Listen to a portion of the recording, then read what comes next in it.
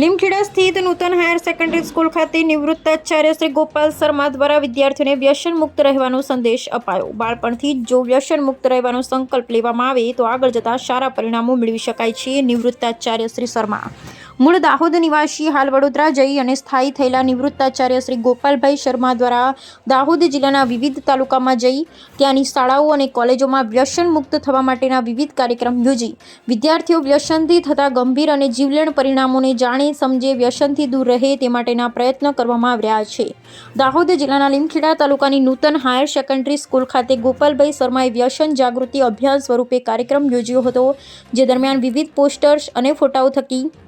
વિદ્યાર્થીઓને વ્યસન કરવાથી આપણા શરીરને થતી જીવલેણ બીમારીઓ અંગે સચિત્ર ઉદાહરણ સાથે વિસ્તારપૂર્વક સમજાવવામાં આવ્યા હતા। બાળપણથી જ જો વ્યસન મુક્ત રહેવાનો સંકલ્પ લેવામાં આવે તો આગળ જતા સારા પરિણામો મેળવી શકાય છે, એમ કહેતા નિવૃત્ત આચાર્ય શ્રી શર્માએ જણાવ્યું હતું કે કોઈ પણ પ્રકારનો નશો કરવો એ પણ એક પ્રકારનો રોગ જ છે, જેનાથી દૂર રહી બાળકોએ પોતાના આવનાર ભવિષ્યને સુનિશ્ચિત કરવો જોઈએ તેમ જણાવ્યું હતું।